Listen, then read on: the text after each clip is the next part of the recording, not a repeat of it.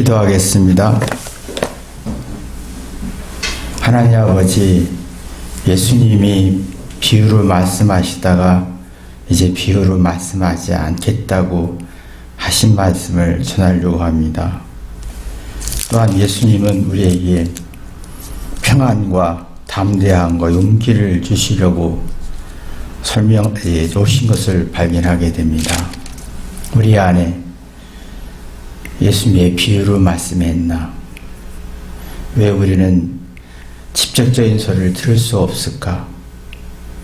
우린 내 자신을 뒤돌아보게 도와주시고, 우리 아이들도 왜 간접적인 얘기는 못 듣고 직접적인 얘기를 듣지 못하는 이유가 뭔가 뒤돌아보게 도와주옵소서. 예수님의 이름으로 기도했습니다. 아멘. 하나님 말씀은 요한복음 16장 25절 또 33절 두 절만 읽겠습니다. 이것을 비사로 너에게 일렀거니와 내가 이르면 다시 비사로 너에게 이르고 이르지 아니하고 아버지에 대한 것을 밝히 이르리라. 33절 이것을 너에게 이르면 너희로 내 안에서 평안을 누리게 하려 함이라. 세상에서 너희가 환난을 당하나 담대하라. 내가 세상을 이기었노라 하시니라. 예수님이 비사를 얘기했어요. 비사란 말은 비유를 말하는 건데요. 근데 비유를 말하면서 이제는 그동안 비유를 말했지만 이제는 비유로 말하지 않겠다. 비사로 말하지 않겠다. 라는 얘기를 합니다. 이제 우리가 말하거나 대화를 하거나 어떤 것 설명하거나 가르치거나 권면하거나 지혜를 주거나 능력을 가르칠 때는 이 부정적인 성질이 굉장히 강합니다. 우리가 말할 때 내가 말하는 자체가요 굉장히 부정적이에요. 부정적이란 말은 바르지 않다. 이거 아닌 것 같다. 다시 한번 생각해봐라. 다시 한번 확인해봐라. 이 말에는 이게 항상 그게 들어가잖아요. 근데 이게 참 이러면 이런 결과가 있다. 이러면 안 되지 않느냐. 이러하면 좋을 텐데 왜 그러냐라는 식의 대화가 거의 우리가 마음속에 이 성질을 가지고 얘기를 하잖아요. 근데 이게 예수님도 말씀을 제자들 가르칠 때 이 성질이 있는 거 알고 참 제자들이 성질을 받아들일 수 있을까, 소화할 수 있을까, 이해할 수 있을까 하다가 이제 비유로 설명한 거예요.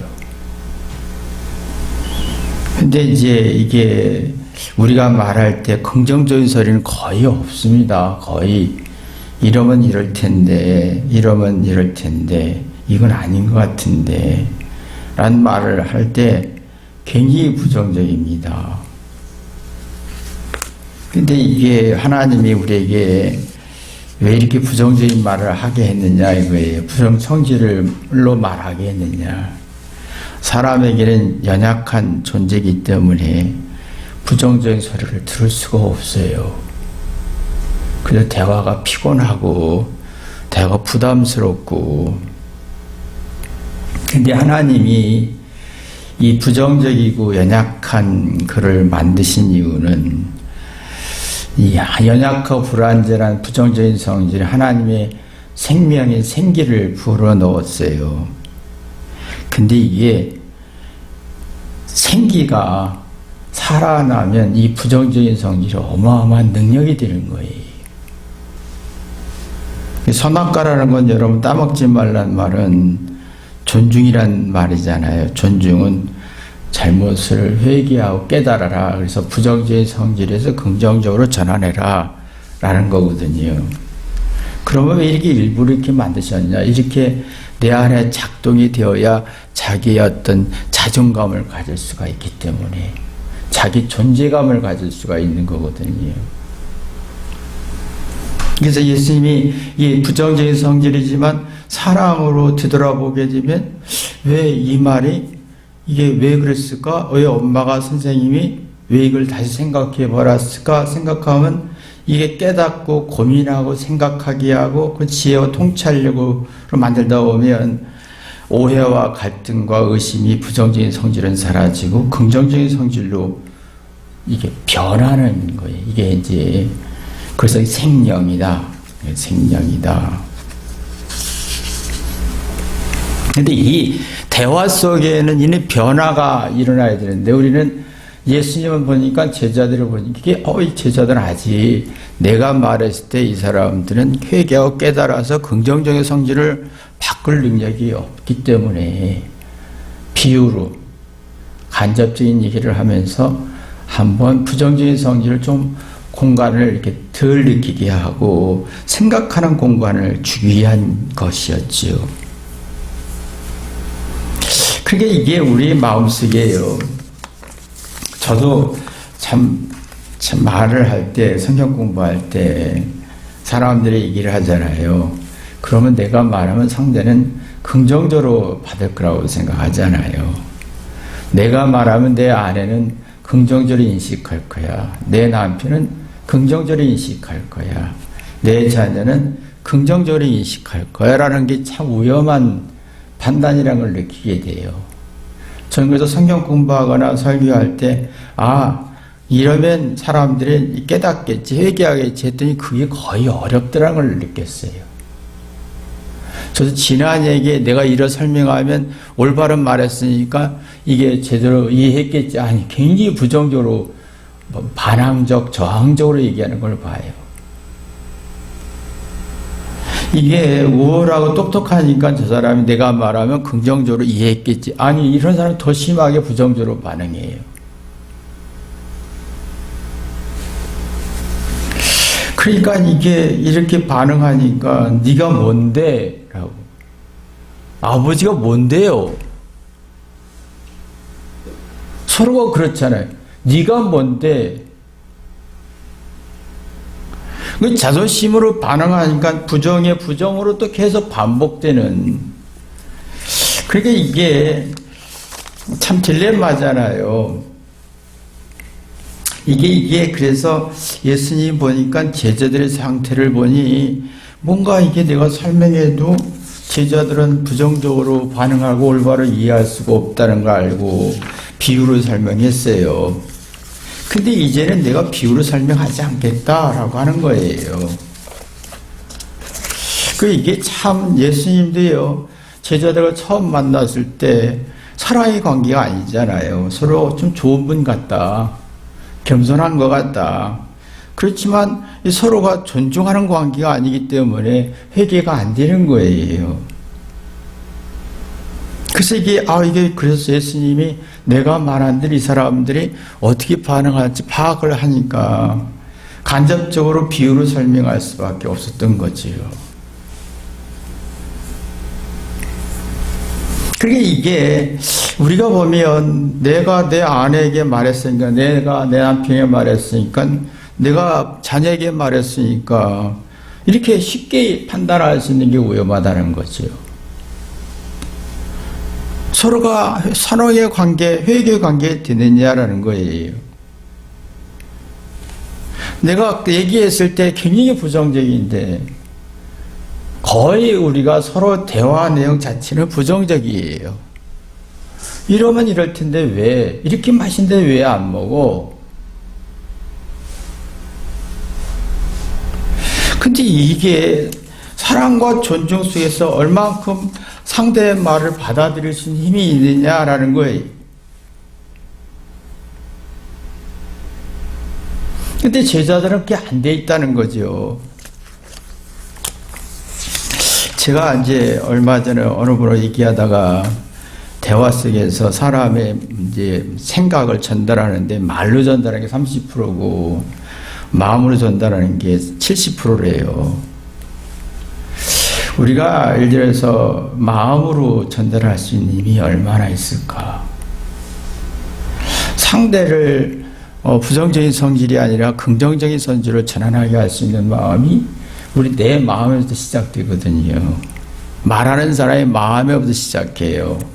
이건 뭐냐면 자기 자신에 대해서 솔직히 있는 그대로 장단점을 이렇게 객관적으로 이해가 되면요, 내가 말하는 것 속에 부정해서 긍정으로 전환이 되거든요. 사람이요, 우리겐 장단점이 습관이 있어요. 다 직업에 따라 습관이 있잖아요. 그죠? 좋은 습관이 있고 나쁜 게 있고, 좋은 면도 있고 나쁜 면도 있어요. 목사에 대한 습관도 있어요. 선생님도 습관이 있잖아요. 그 습관을 솔직하다는 말은 고치기 참 힘든 일이지만 인정하는 거예요. 좋은 면과 나쁜 면, 장단점을 인정하다 보면, 있는 그대로 인정하다 보면요, 내 안에는 이미 부정적인 성질이 아니라 긍정적인 성질로 상대의 마음이 가는 거예요. 그러면 내 마음속에 70%의 마음이 오가게 되지요. 상대도 그 말가 말하는 것에 대해서 부정적으로 반응하지 않는 어떤 동기를 갖게 되는 거예요. 그럼 오해와 의심이 사라지면서 내가 부정적인 말에서도 그 부정적인 거 가지고 회개해서 깨달아 뭔가 새로운 아이디어를 창출하는, 그러면 이때서야 이제 사랑했구나, 긍정적으로 전환하게 되는 거예요. 근데 이게 우리 마음속에 참 쉽지 않잖아요. 예수님이 3년 반 동안 진실했어요. 참 제자들은 좋은 사람이다. 이제 마음으로 받아들이기 시작했고, 예수님 말에 대한 긍정적으로 받아들이기 시작했어요. 그러니까 이게 이제 비유로 말하다가 직접적으로 얘기할 수 있는, 사실적으로 설명할 수 있는 시간의 때가 온 거지요. 근데 예수님은 순수했는데 가룟 유다는 자기 이기적인 욕심과 목적과 욕구가 강했어요. 예수님의 마음을 이해할 수가 없었어요. 나머지 11명은 그나마 예수님의 마음을 읽기 시작했죠. 그렇지만 완벽하게 고난을 이길 만한 능력은 없었던 거죠. 내가 말했을 때 예수님은 말했어요. 정말 진심으로 마음으로 얘기했어요. 제자들은 거기서 반응을 조금씩 변하고 발전하고 있었어요. 근데 가룟 유다만큼은 이기적인 욕심과 정치적 목적과 자존심이 굉장히 가대서 마음보다는 자기 목적까지니까 예수님의 말 30%의 말을 듣고 이용하려고만 했었지, 마음이 오가는 게 없었다는 거예요. 그게 이게 참 중요한 게 뭐냐면, 0살 때부터 유치원 가기 전까지는 부모의 마음이 들어가야 되거든요. 근데 부모의 마음이 안 들어간다는 게 문제인 거예요. 그러면 유치원 때부터 아이들은요, 마음으로 들어갈 수가 없으니까 선생이나 친구 말이 마음으로 속아왔으니까 말로 듣고 말을 듣는 힘이 듣기가 힘든 거예요. 다 선생님들의 말에 엄마 말이 부정적이니까 경쟁하고 우월한 기싸움하고 똑똑한 자랑을 하는데 그 말의 부정적인 말 속에서 긍정적으로 전환하는 능력이 없어요. 듣기 싫어요. 초등학교 때는 참아요. 사춘기부터 터져 나와요. 못 듣겠다, 엄마. 듣지 못하니까 자기 생각을 주장만 하지요. 그게 말에는 부정적이지만 그것이 전환이 돼야 상대의 의도와 뜻을 파악할 수 있잖아요. 왜 선생님이 이런 말 했고 엄마가 왜 이랬고 내 아내가 남편이 이런 말 했는지 뭔가 마음과 의도와 생각과 사정과 이게 소통이 돼야 되는데, 그래야 뭔가 이 부정적인 성질에서 긍정적인 성질로 바뀌면서 현명의 지혜로운 생각할 수 있는데, 지금은 그게 안 되잖아요. 거의 지금 어른들이나 부모나 자녀들, 아이들을 보면 거의 부정적인 말에 부정적으로 반응하는 구조가 돼 있다는 게 심각한 문제라는 겁니다. 그러니까 마음으로 받아들여서 엄마가 왜 그런지를 이해하려고 하지 않고 말에 싸움이 되는 거예요. 그러니까 가룟 유다처럼 자기 목적이 너무 강한 거예요. 각자의 자기 이기적인 목적과 뜻과 욕구가 강하니까 그 그것을 이루어주면 되는 거예요. 그 뜻을 안 이루어주면 화가 나서 가룟 유다가 예수님을 무시하고 막 팔아먹듯이 지금 극단적인 그런 현상이 생기는 거예요. 모든 게 극단적이에요. 다 부정적이니까.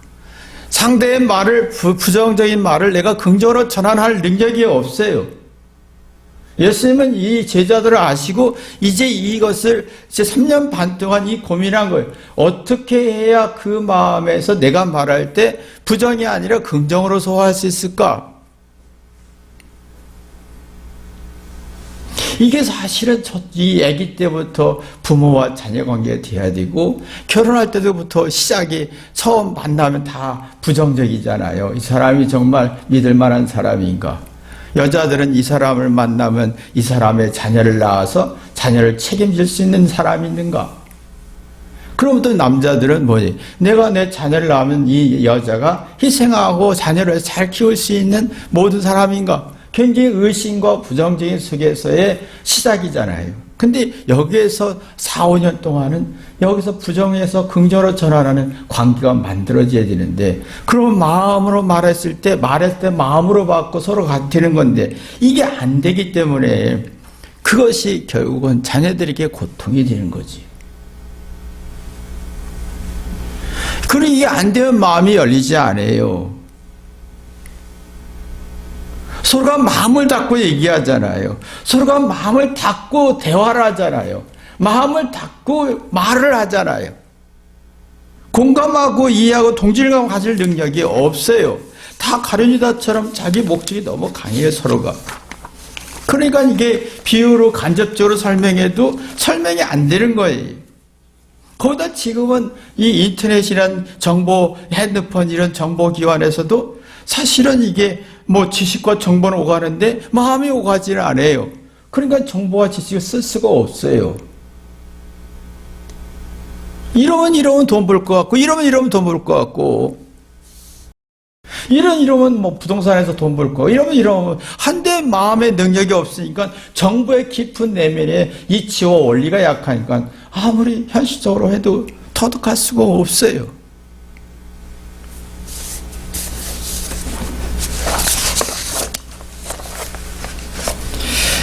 그래서 예수님이 3년 반 동안 이것을 제자들에게 내가 말했을 때 얼마나 들었을까.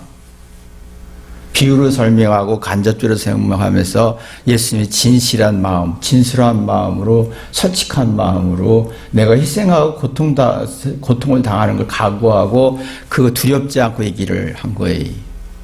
그래서 11명은 그나마 예수님의 마음을 조금 열기 시작했고 가룟 유다는 자기 목적이 너무 강해서 결국은 개무시한 거지 예수님을.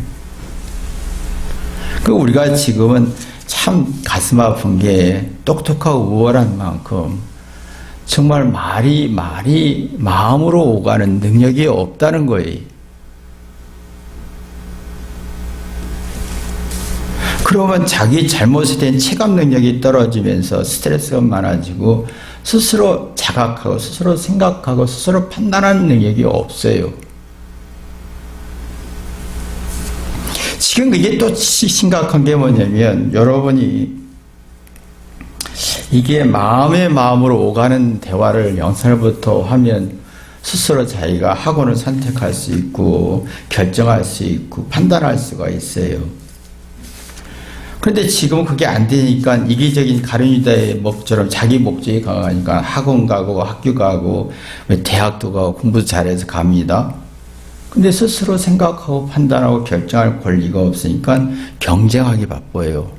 스스로 생각하고 자각한 능력으로 경쟁합니다. 자기와 싸우지 않아요. 경쟁하지요. 자기게 결국은 스스로 싸우다가 지쳐서 30 중반 가면 자기 일 하기 싫어지는 거예요. 아무리 좋은 직장 가도 못 견디는 거예요. 그래서 허전하고 외롭고 쓸쓸해지는 거예요. 그 예수님이 제자들을 향해서 3년 반이라는 세월 동안 그 마음을 줬어요. 근데 지금은 가룟 유다가 너무 많아요. 순수한 마음을 줘도 이기적인 욕과 목적과 계산이 빠르기 때문에 마음으로 아무리 전달해도 마음이 들어가지 않는 시대에 11명의 제자들처럼 그나마 마음을 좀 열고 저 무슨 말씀인가 궁금하고 의문을 가지려고 하는 사람들이 거의 없다는 거예요. 거의 대부분이 자기 이기적인 욕구, 가룟유다처럼 이게 많은 거예요. 그런 마음을 닫았죠. 스스로 생각하는 게 없어요. 상대에서 움직이지 자기 스스로 움직이는 능력이 없어요. 누가 공부하면 나도 해야 돼. 누가 100점만 나도 100점 맞아야 돼. 누가 서울대 가면 나도 서울대 가야 돼. 이게 내가 내 길을 찾지 못한다는 거거든요. 근데 내가 내 자신에게 내가 상대의 말을 듣고 마음이 오가고 마음의 말이 오갈 때 마음이 열리면 상대가 왜 그 말했고 화냈고 의도가 뭔지 그러면 이게요 애틋한 마음이 나와요.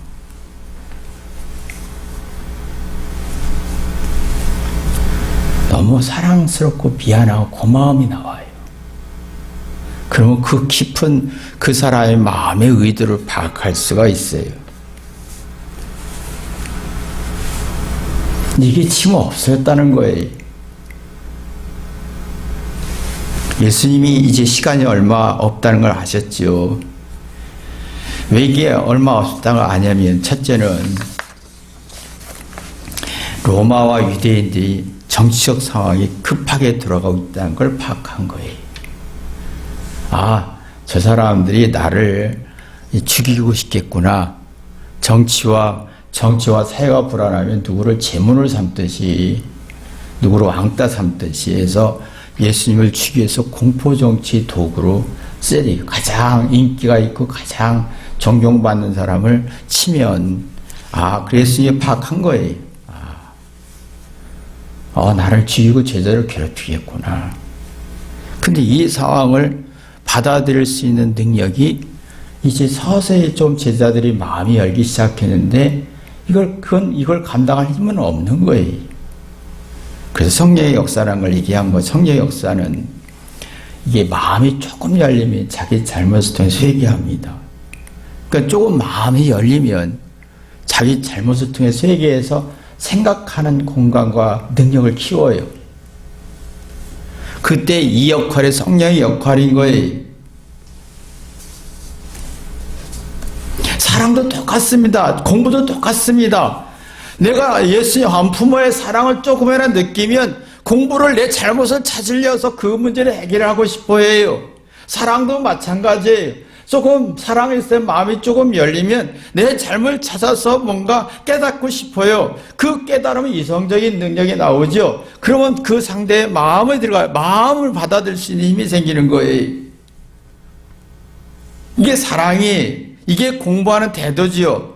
이게 인생의 시작이죠. 근데 예수님은 좀 딜레마인 거예요. 자기 자신도 이제 십자가에 죽어야 할 상황이 생기는데 자기는 지금 이게 이 육신의 몸을 입기 때문에 십자가를 지는 고통을 감당할 힘이 약한 거였어요. 제자들은 조금 마음을 열었는데 이제 또 고난을 받아야 되니까 감당할 수 있을까? 아주 진퇴한 양단이었던 거지요. 이럴 수도 없고 저럴 수도 없고 자기는 십자가에 죽어야 되겠고 제자들은 고난을 받아야 되는데 서로 좀 마음이 열어서 오가려고 하는데 세상에 고통이 있잖아요. 우리도 그렇잖아요. 자녀들 바라봤을 때 세상의 고통이 얼마나 심한지 알잖아요. 근데 부모의 사랑도 없고 조금 이렇게 뭔가 어떻게 이게 똑똑하긴 한데 심리적으로 이렇게 혼란스러운데 이게 능력을 제대로 쓸 수 있을까? 이럴 수도 없고 저럴 수 없는 진퇴양들에 빠져 있었지요. 빠지게 됩니다.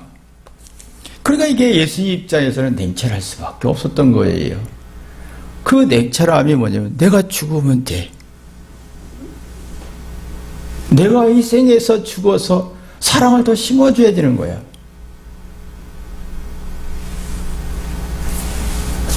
이게 예수님의 의도였어요. 자, 보세요.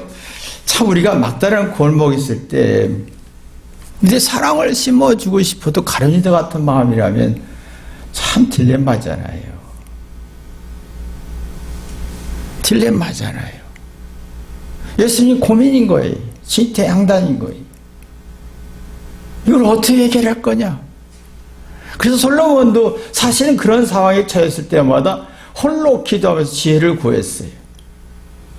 근데 솔로몬에게 뭐라고 했냐면 하나님이 왜 너는 나한테 권력을 달라, 군사를 달라, 땅을 달라, 세상을 달라 하지 않고 왜 지혜를 달라고 하냐라고 했어요. 그래서 의도를 설명했더니 그러면 지혜와 함께 총명을 주었어요. 총명.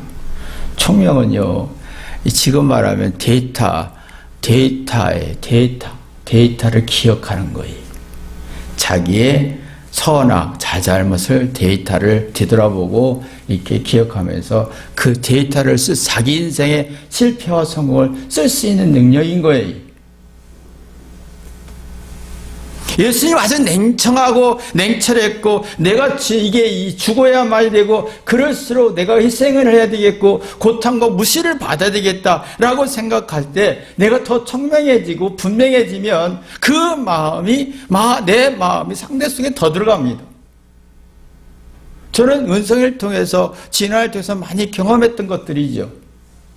근데 여기에 우리가 내 욕심이나 자존심이나 의의나 자랑이나 긍정적인 소리가 들어가면 이건 다 무너지는 거예요.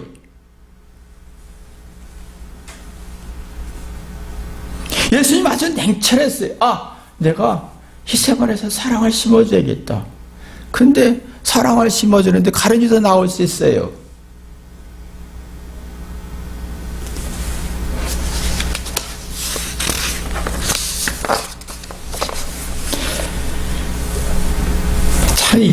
그러면 왜 이게 고통을 선택했냐, 예수님이. 여러분, 고통이라는 게 굉장히 부정적인 거잖아요. 내가 마음을 열고 고통을 받아들이면요, 엄청난 깨달음, 영원히 소생하는 에너지가 나와요. 이게 우리 인생에서 경험해야 할 일이지요. 그래서 33절에 뭐라 나옵니까? 이것을 내가 너에게 이루면 너희로 내 안에서 평안을 얻게 하렴이라고 합니다. 평안. 이 평안이란 말은요, 내 안에 부정적인 성질에서 긍정적으로 전환할 때 평안이, 상대 말에 들었을 때 일리가 있네, 거기서 지혜를 얻고 깨달을 때 평안이 와요. 근데 이게 내가 내 안에 있는 그 부정적인 소리 회개가 안 되면, 사랑으로 존중하는 마음 회개가 안 되면 긍정적인 게 아니라 부정적인 게 많지요. 그러면 상대 말이 안 들어요. 그러면 불평이 되는 거예요. 불만이 되는 거예요. 평안이 없는 거예요. 예수님은 참 내가 너에게 내 안에서 평안을 누리게 하려 함이라, 내 사랑으로 회개하면 부정적인 성질이 긍정적인 성질을 전환하면서 지각, 생각하는 능력이 어마어마해진다.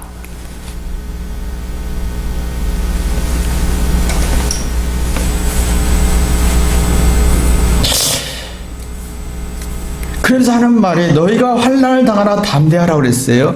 자, 환난이 있다. 고통의 세상 사는 게 예수님이 왜 환난을 줬냐? 이 환난을 통해서 회개하다 보면 생각이, 생명의 기운이, 영혼의 생명의 기운이 살아나요. 근데 이 세상은 다르죠. 너 생각 없이 그냥 육신을 편안해라, 무기력해지고 허망해지게 하는 거예요. 세상은요, 육신을 편하게 하고 환난 주지 않습니다. 그러나 거기서 무기력과 허망하게 만들어서 생각을 굳게 하는 거죠. 그러나 예수님의 의도는 영혼을 살리는 것은 그 고난 속에서 이겨 환난을 환난 속에서 담대를 하면 용기를 가져라. 용기, 기운을, 용기란 새로운 기운을 말합니다. 잘못을 회개해 깨달으면 이해하는 능력, 자신에 대한 잘못과 부족함에 대해서 부정적인 성질에서 이 긍정적인 성질을 전환하는 어마어마한 능력이 생기는, 그러면 자기를 다스리고 두려움을 이겨내고 절망을 이겨내는 그 용기가 나오면 내가 얼마나 하나님의 존재인가를 알게 되는 거지요. 인생에서 이게 한 번도 이 경험과 이 진리를 눈뜨는 것이 최고의 복이라고 생각합니다. 있게 되는 거예요. 근데 우리는 자신을 이기지 못하고 남을 이기려고 하잖아요. 자기는 긍정인데 남으로부터 부정인데 남으로부터 긍정적인 소리를 듣고 싶다. 이건 진 거예요. 이긴 게 아니라 지는 거예요. 이건 마음이 불편한 거예요. 세상은요, 하나님은 넌 담대하라, 용기를 가져라, 세상을 이겨라, 너 자신을 이겨라 이거예요. 내 자신을 부정에서 긍정으로 전환하면 내 안에 지배하고 편안을 유지할 수 있고, 그러면 상대의 말을 들었을 때, 그 일리가 있고 지혜롭고, 그 가르침에 부정에서 긍정을 전했을 때 오는 그 비유가 그 직접적으로 설명해도, 아니야, 너가 그래 해도 나는 거기서 지혜를 얻을 수 있는 용기를 갖게 되고, 담대하게 되고, 이길 수 있는 힘이 있다 이거예요. 근데 이게 없으면 마음이 불편해지잖아요. 그래서 지금은 사람들이 서로 마음이 불편해질까 봐 자꾸 좋은 소리만 하는 거예요. 그러면 인생에 한 번도 자신이 승리한 적이 없는 거예요. 사고가 성장하지 않아요. 성숙하지 않지.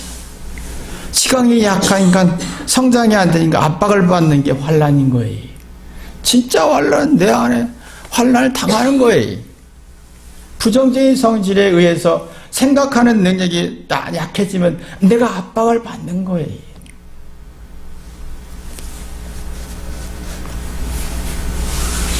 그러니까 내가 압박받는데, 부정적인 성질에 압박받는데 누가 말하면 그 말이 제대로 들어올 수 있겠느냐. 용기를 가질 수 있고 의욕을 가질 수 있고 평안을 유지할 수 있고 자기를 지배할 수 있는 힘이 있겠느냐 이거예요. 없다는 거예요. 이게 참 문제인 거예요.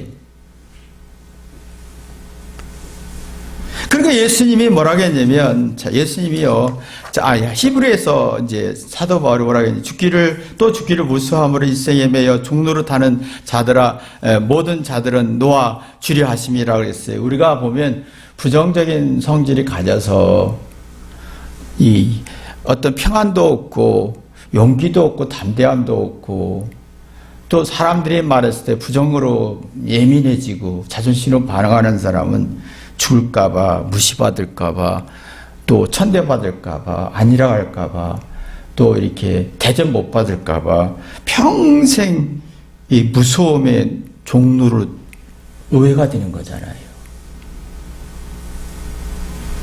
평생 노예가 되는 거예요. 이게 사는 거냐? 아니라는 거예요.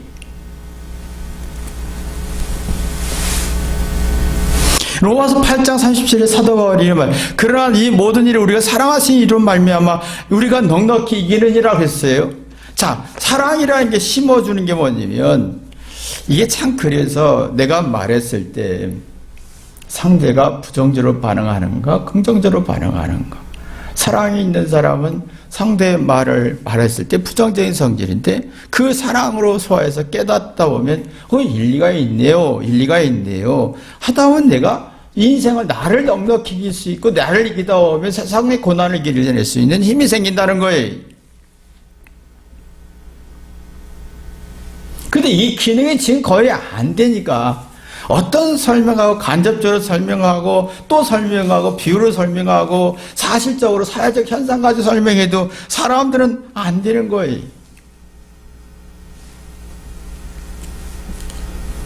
진짜 자기를 이기는 자는 자기 스스로 생각합니다. 자신의 잘못이 뭐지? 엄마가 왜 막 저렇게 말했지? 스스로 자기를 뒤돌아보는 거예요. 그 말은 내 안에 부정적인 성질, 엄마가 부정적인 성질을 했어도 나는 긍정적으로 전환할 수 있는 에너지가 있다는 거예요. 평안을 유지할 수 있는 에너지, 사랑을 이길 수 있는 에너지가 있는 거예요.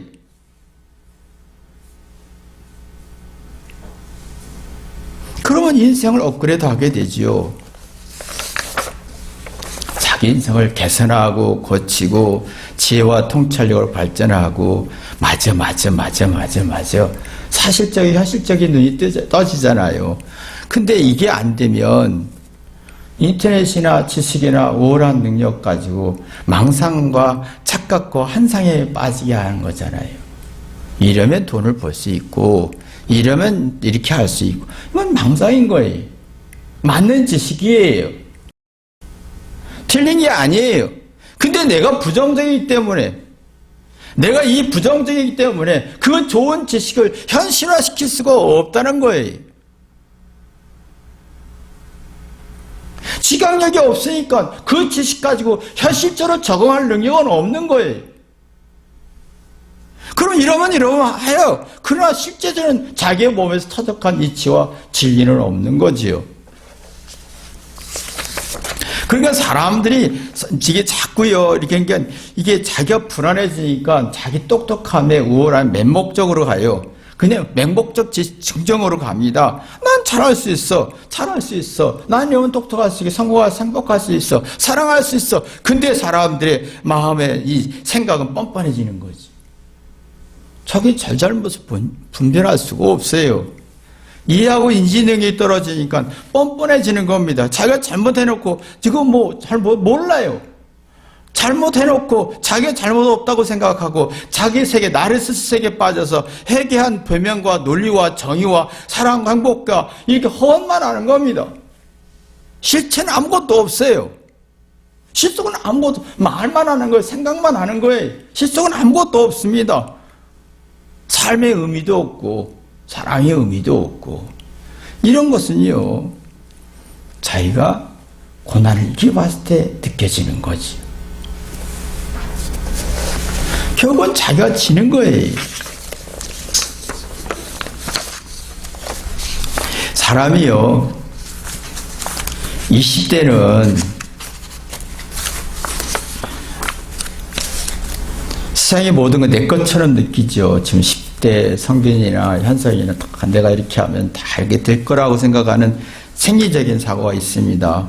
어떤 설명에도 세상이 다 내 꿈대로 될 것 같은 이 어리니까 미성숙하니까 생리적인 사고가 있어요. 30대 가면 세상이 만만치 않네라는 걸 느끼게 되죠. 그러다가 서서히 살기 위해서 목숨과 이기적으로 변합니다. 근데 40, 50대에 가면 몸이 아프기 시작하지요. 서서히 그런 기능이 떨어지면서 부정적인 게 굉장히 많아지는데 60대, 50대, 60대 가야 자기 인생을 되돌아보고 생각해서 그 몸은 사회와 환경은 부정적인 성질이 많잖아요. 긍정으로 전환해야 자기 인생이 어떻게 해야지? 라는 것이 이겨낼 수 있고 평안과 용기를 가질 수 있는데 지금은 이렇게 정신없이 가다 보니까 내가 30대도 20대도 40대도 10대처럼 생각을 해요. 그럼 60대 가서 자기가 늙고 초라하고 돈 없고 비참해질 때 자기 마음을 이길 힘이 없다는 거예요. 어두워져요. 자기 진실한 자기 마음을 이겨낼 수 있고 마음에 나올 때 죽음 앞에 있으면요 진실과 진심이 우러나요. 사람이 이게 진심과 진실이 우러나야 내 마음으로 대화할 수가 있는 거예요. 육체가 후패져서 냄새나고 초라할지라도 마음에서 나오는 말할 때 나도 행복하고 서로가 행복한 거예요. 근데 이게 안 나와요.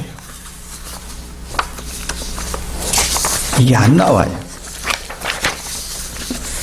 그러니까 이게 뭔가 평안도 없고 환란의 이길 힘도 없으니까 육체가 능력이 후패지면서 육체가 후패지면서 부정적인 성질이 많고 내 안에도 부정적인 게 많고 내 외모도 부정적인 게 많고 그러면 지옥이 오고 착각하는 능력이 없어지는 거예요.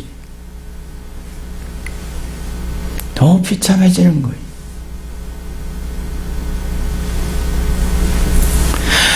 깨닫고 느끼어서 인생이 얼마나 허망하고 얼마나 인생이 슬픈지 눈뜨에 띄고 그래서 하나님 만나는데 그 만나야 삶의 의미가 있어서 내가 생각이 움직여요. 육체는 후패할지라도 생각이 움직여요.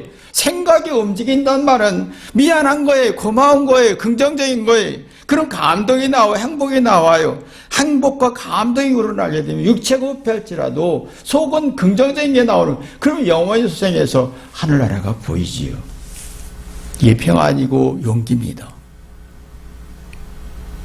세상에 환란을 줄지라도 이겨낼 수 있는 힘이 있는 거예요. 세상에 안 주고 내가 육체가 무너지는 것도 고난이 환란이 이걸 감당할 수 있어야 되겠지요. 여러분이 이러한 축복이 있기를 주님의 이름으로 기도합니다. 기도하겠습니다. 하나님 아버지, 내가 진짜 누가 권면하고 가르칠 때 부정적인 성질인데 긍정적인 성질을 전할 수 있는 힘이 있나? 간접적으로 설명하면 남의 얘기처럼 들리나? 나에 대한 말로 들리나? 나는 말할 때 부정적인데 상대는 그 부정적인 감정을 긍정으로 전할 수 있는 힘이 있나? 또 내가 그런 영향을 끼치고 있나? 뒤돌아보게 도와주옵소서. 시간이 세상에서는 나를 고통을 주지만 나이가 들수록 내 육체에 흡해지면서 내 육체가 나를 고통을 줍니다. 그 고통 속에서 평안과 용기와 안식을 누릴 수 있나? 감동과 행복할 수 있나? 영원 수상할 수 있나? 뒤돌아보게 도와주옵소서. 우리 자녀들 세상에 살려고 할 때 내 자신이 마음에 긍정적인 소리가 있어야 되는데, 에너지가 있어야 되는데 세상이 부정이고 자신도 부정이라면 극단적인 선택밖에 없는 구조로 가는 걸 보게 됩니다. 우리 자녀들 어떻게 해야? 우울하고 똑똑하지만 그 속은 부정적입니다. 이걸 어떻게 해결해야 할지 솔로몬에게 지혜 주듯이 총명 주시듯이 우리도 그런 축복 있게 도와주옵소서. 예수님의 이름으로 기도했습니다. 아멘.